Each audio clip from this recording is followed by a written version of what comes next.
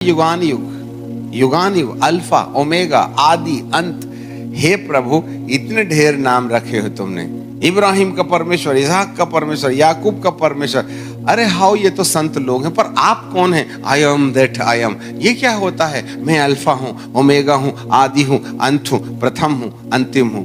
हे प्रभु, ये कैसा वाला परिचय है? वही तो मैं बोल रहा हूँ, तुम जिस दिन पहचान लोगे ना, तो बीमारी के लिए दुआ करना और करवाना ही छोड़ दोगे। ये तो नए लोगों के लिए है, विचारों को ध्यान देने के लिए। परंतु जब आप प्रभु के चेले बन जाते हैं तो हमको वो ढूंढना है, उसका नाम अल्फा क्यों है, उसका नाम आदि क्यों है, उसका नाम अंत क्यों है, वो क्यों ऐसा रखता है अपना नाम। इसके पीछे ही परमेश्वर एक ऐसी दुनिया का परिचय देता है जिसमें मृत्यु का नाम और निशान दोनों मिट जाएंगे। तभी ना प्रभु यीशु मसीह ने अपने आप को कहा, अभी ये जो प्रकाशित वाक्य है ना, उसका जो पहला अध्याय है, उस पहले अध्याय में यदि आपको पहले अध्याय में प्रभु का वचन पढ़ें तो धीरे से हम विषय पर आ जाएंगे, ठीक है, जिसको हम कंटिन्यू करना चाहते हैं। बुक ऑफ रेवलेशन चैप्टर 1, यीशु मसीह का प्रकाशित वाक्य, और जो उसे परमेश्वर ने इसलिए दिखाया कि अपने दास को वे बातें जिनका शीघ्र होना अवश्य है दिखाए। और उसने अपने दूत को भेजकर उसके द्वारा अपने दास यूहन्ना को बताया, जिसने परमेश्वर के वचन और यीशु की गवाही, अर्थात जो कुछ उसने यूहन्ना ने देखा था उसकी गवाही, प्रभु के प्रकाशन के विषय में गवाही दी। धन्य वे हैं जो इस पुस्तक के वचन को पढ़ते हैं और जो सुनते हैं और उसमें लिखी हुई बात को मानते हैं, क्योंकि समय निकट है। तब यूहन्ना ने 7 कलीसियाओं को संदेशा लिखा और यहां पर प्रभु यीशु मसीह का परिचय दिया गया।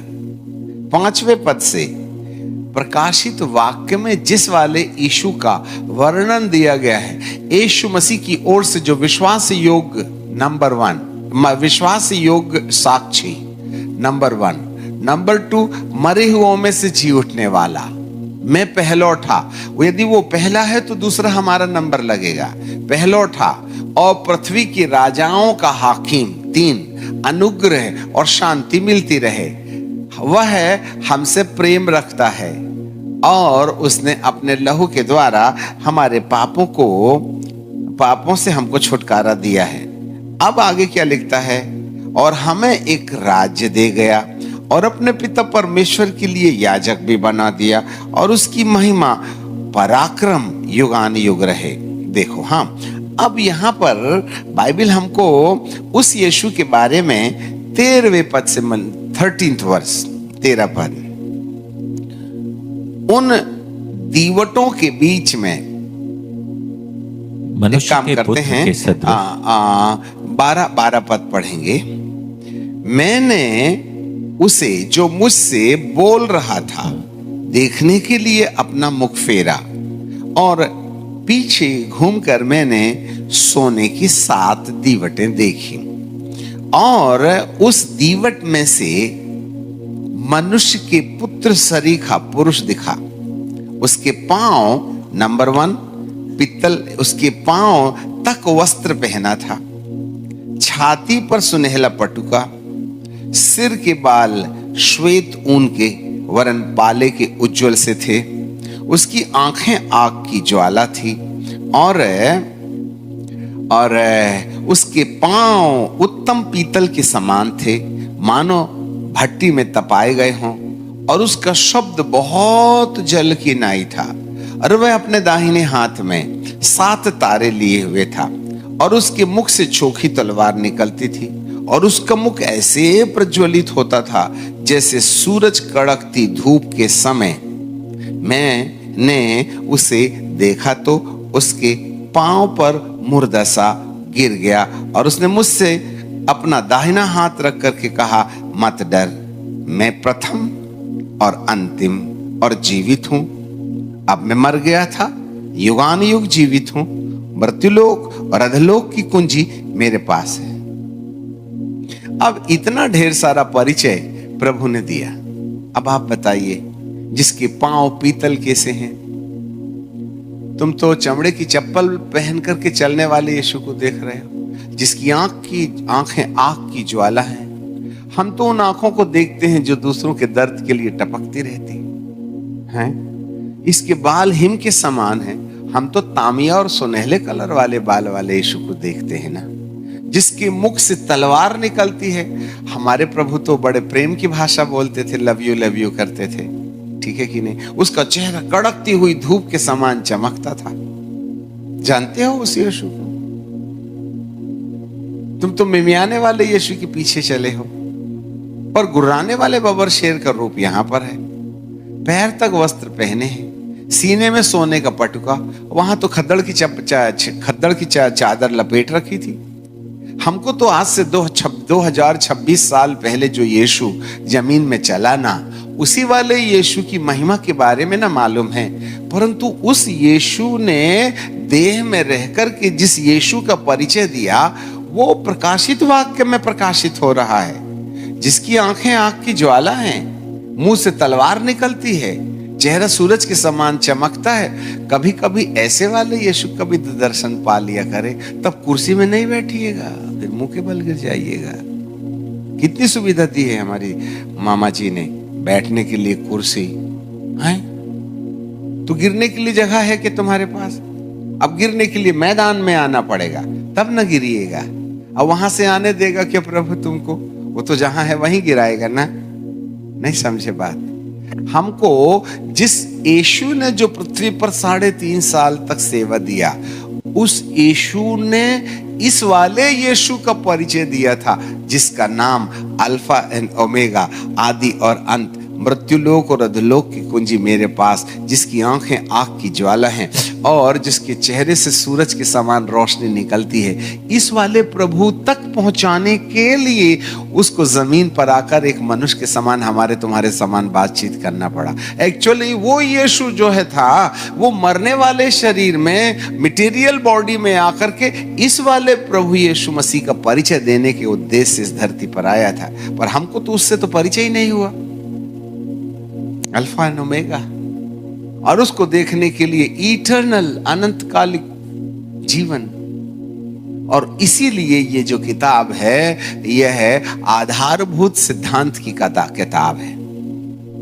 और आज ये बाइबल हमारे लिए, जैसे परमेश्वर उस सृष्टि के ऊपर जमीन के ऊपर पानी, और पानी के ऊपर में अंधियारा, और अंधियारा के ऊपर परमेश्वर, और परमेश्वर उजाला होने के बावजूद भी अंधियारे में अंधियारे की तरह तैर रहा है। परंतु जिस दिन उसने समय के बाद अपनी कल्पना को सत्य साबित करने के लिए अपने वचन पर विश्वास करके, और ज्यों ही उसने अंगीकार किया, लेट देयर बी लाइट, उसी समय से लाइट हो गया। आज ये बाइबल हमारे लिए विद्वान बनने का रास्ता हो सकती है, परंतु जिस दिन पवित्र आत्मा इस वचन के आधार पर हमारे अंदर विश्वास और अंगीकार को जन्म देने में सफल हो जाएंगे, उस दिन ये किताब आपकी जिंदगी में वो उजाला लेके आएगी कि उस ज्योति में रहने वाले प्रभु का सामना करने के वक्त हम सिर्फ मुंह के बल गिरने के अलावा और कोई दूसरा काम नहीं करेंगे। हम प्रार्थना ही भूल जाएंगे। Have the encounter such a powerful eternal Christ who has died on the cross। हमें कितनी पहचान में बढ़ना है उसकी, और अभी हम कहां खड़े हैं। उसका कोई भी काम भौतिक नहीं रहता है।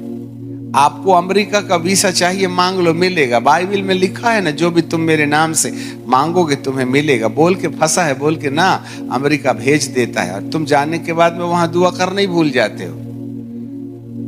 जब तक नहीं मिलता है तब तक प्रभु प्रभु, और जब मिल जाता है, जब शादी नहीं होती तो प्रभु प्रभु, जब बच्चे नहीं होते तो खूब उपवास करते, और हो जाते हैं तो मेरा चुन्नू मेरा मुन्नू, काय का प्रभु। हम भी तो यूज एंड थ्रो करते हैं ना, डिस्पोजल ग्लास के सामान। तो एक दिन वो भी यूज एंड थ्रो करेगा। चंगाई ले लो, ऊपर का मन्ना तो खाए थे ना इजरायली, 40 साल तक। अगर रेगिस्तान में कब्रिस्तान बनाए ना ऊपर वाले का माल खा के, तो प्रभु ने 56 डब्बे मन्ना एक दिन में बरसाता था, सबके सब रेगिस्तान में मर गए। तो ईश्वर को मिला क्या? इतना भोजन दिया फिर भी नहीं पहुंचे। इतना भोजन दिया, रात दिन मसीहा के रूप में आग का खंबा और बादल का खंबा बन करके खड़ा रहा। बेचारे बादल के खंबे में बिना बिल के एसी टेम्परेचर भोगते थे, और बाद आग के खंबे में कंबल की जरूरत ही नहीं। रेगिस्तान में ठंडी पड़ती थी, उनके पैर नहीं सूजे, उनके जूते नहीं फटे। 4 नंबर का जूता लिए थे, साइज के अनुसार 18 नंबर तक बड़ा हो गया।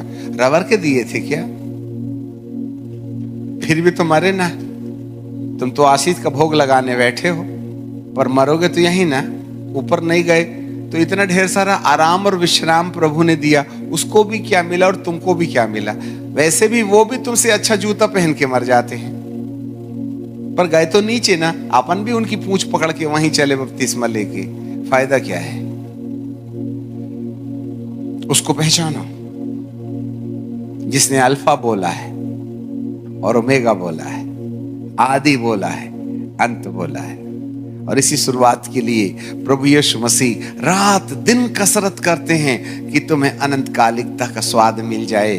और वो प्रभु जी कहते हैं, मैं तुम्हारे लिए जगह तैयार करने जाता हूं, और जब मैं जगह तैयार कर चुकूंगा तो तुम्हारे पास फिर आऊंगा और तुम्हें अपने साथ ले जाऊंगा, और वहां 7 साल रहना और यहाँ के 1000 साल रहना, और हम सब उसी में बैठे बैठे उड़न खटोले में स्वर्ग जाएंगे। फिर तो वहां घड़ी चलती नहीं, करोड़ साल दिन समान गुजरेंगे, शांति में हम समा जाएंगे, जहां से निकले हैं वहां समा जाएंगे। और इस पृथ्वी के बॉटमलेस पिट में शैतान, झूठा भविष्यवक्ता और ख्रिस्त विरोधी के साथ वो लोग जो मोहर लगवा चुके हैं, वे वहां पर अनंत काल तक उस आग में धू धू धू धू करके जलते रहेंगे। और परमेश्वर इस पृथ्वी को, सारे भूतों और पलीतों को अंदर डब्बे में बंद करके इस पृथ्वी को गेंद के समान ना जाने आकाश गंगा के कौन से छोर में फेंक देगा। तब न वायुमंडल में, न धरती के किसी, धरती तो रहेगी नहीं, न किसी अस्तित्व के अंदर इन गिराए हुए स्वर्गदूतों का कोई अस्तित्व दिखाई देगा। तब एक नई दुनिया का आरंभ होगा।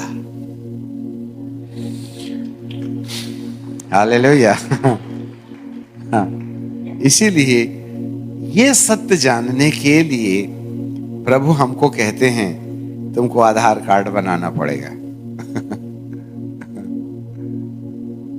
ठीक है, यहेजकेल की किताब और उसका 9वां अध्याय, यहेजकेल की किताब और उसका 9वां अध्याय और उसका 3 पद से, इज़राइल के परमेश्वर का तेज करूबों पर से, जिसके ऊपर वह रहा करता था, भवन की देवड़ी पर उठ आया था, और उसने उस सन के वस्त्र पहने हुए पुरुष को जो कमर में दबात बांधे हुए था पुकारा।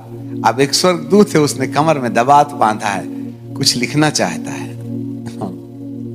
ओके, तब यहां लिखा है, उसने उससे कहा, यहोवा ने उससे कहा, स्वर्गदूत से जिसकी कमर में दबात है, यरूशलेम नगर के भीतर इधर उधर जाकर जितने मनुष्य सब घृणित कामों के कारण जो उसमें किए जाते हैं, सांसें भरते हैं और दुख के मारे चिल्लाते हैं, उनके माथे पर चिन्ह कर दे। अब ये वचन जो है ना, चौथा वाला, बड़ा हेर फेर वाला वचन है, इतनी आसानी से समझ में नहीं आएगा। तो वहां पर हमें सुलझाना पड़ेगा, ये गुत्थी है। यरूशलेम नगर के भीतर इधर उधर जाकर जितने मनुष्य उन सब घृणित कामों के कारण जो उसमें किए जाते हैं सांसें भरते। इसका अर्थ क्या है? बहुत दिन तक हमको बहुत चिंतन करना पड़ा, प्रभु ये क्या बोल रहे हैं आप? तब पवित्र आत्मा ने इसका प्रकाश दिया कि यरूशलेम के अंदर घृणित कामों का आंदोलन चल रहा था और कुछ लोग थे जो इस आंदोलन में भागी नहीं हो रहे थे, अर्थात वे घृणित कामों के संग नहीं रहने के बजाय उससे अलग रहते थे। इसलिए यरूशलेम की जो सत्ता थी उनकी बात नहीं मानने के कारण इनको सताया करती थी और इस कारण से वो दुखी थे। याद रखिएगा। और जो समझौता नहीं किए घृणित कामों से, जिन लोगों ने घृणित कामों से समझौता नहीं किए, घृणित कामों को अपने जीवन में आने नहीं दिया, घृणित कामों का अनुसरण नहीं किया, इसलिए वे सताए जा रहे थे। और जो सताए जा रहे थे, जो रो रहे थे, जिनके जीवन के अंदर में कहीं ना कहीं ऐसी बातें पाई जा रही थी जिसके परिणाम स्वरूप उनको कष्ट हो रहा था और उस कष्ट के कारण जो है ये कहीं ना कहीं वहां चले गए थे कि आहें भरते भरते वे इतने थक गए थे। तब प्रभु ने उनके कष्टों को देख करके पहचान लिया कि ये दुख उठाने तैयार हैं, परंतु संसार के अंदर जो घृणित काम है उसमें समझौता करने के लिए तैयार नहीं है। इस कारण से उनके माथे पर मोहर लगा करके ये साबित किया कि ये मेरा आदमी है। अच्छे से याद रखना। अब जब तुम्हारी परीक्षा होगी ही नहीं और तुम परीक्षा दोगे ही नहीं तो अगले साल कौन सी क्लास में बैठोगे? अरे भाई, तुम परीक्षा दिए ही नहीं और पेपर दिए ही नहीं, तो आप ये बताइए कि आप अगले साल कौन सी क्लास में बैठिएगा? उसी न क्लास में बैठिएगा। तो अगले क्लास में बैठने के लिए क्या करना पड़ेगा? एग्जामिनेशन देना पड़ेगा ना। तो परमेश्वर के बेटे और बेटी होने को साबित करने के लिए तुमको परीक्षा में पास होना पड़ेगा ना। और यदि आप परमेश्वर की परीक्षा ही नहीं देना चाहते हैं, आप परीक्षा में पास ही नहीं होना चाहते हैं, हे प्रभु मेरे को प्रमोशन दे दे, तो बोलेगा तूने परीक्षा दिया क्या? मुझे पता भी तो चले नीचे से पहला नंबर आता है कि ऊपर से, तेरा प्रमोशन कैसे कर दूं? तो परीक्षा के बाद ही ना समझ में आएगा। इसीलिए प्रभु कहते हैं मैंने दुष्ट के साम्राज्य को आने की परमिशन दी, जिससे कि हर एक मनुष्य को तपासा जाए, पहचाना जाए कि वो मेरा है या संसार के साथ समझौता करके धन भोगने वाला है। अच्छे से याद रखिएगा। And that's why the kingdom of devil is going to be permitted through God. ख्रिस्त विरोधी इसलिए आएगा जिससे कि आप परमेश्वर के हो कि संसार के हो।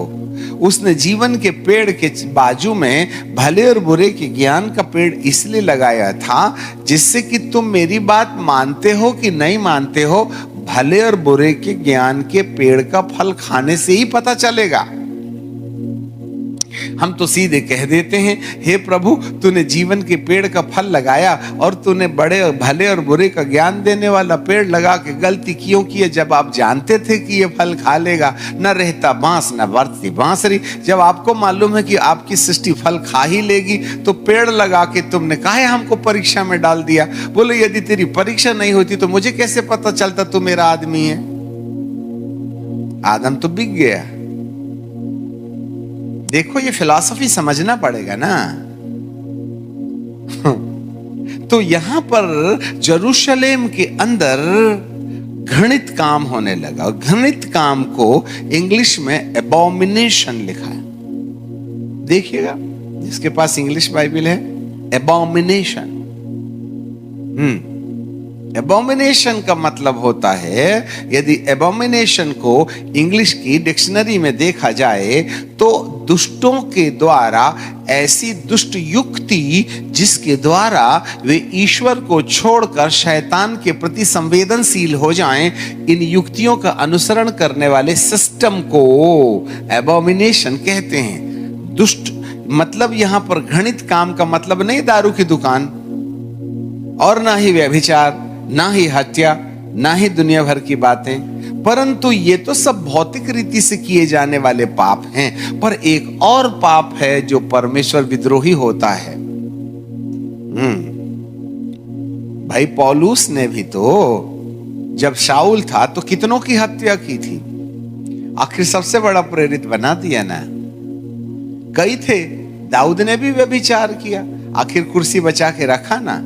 हत्या करो, व्यभिचार करो, डांका मारो, ये सब बातों की सजा मिलती है, परंतु अनंत काल की मृत्यु उस कारण से मिलती है जिस कारण से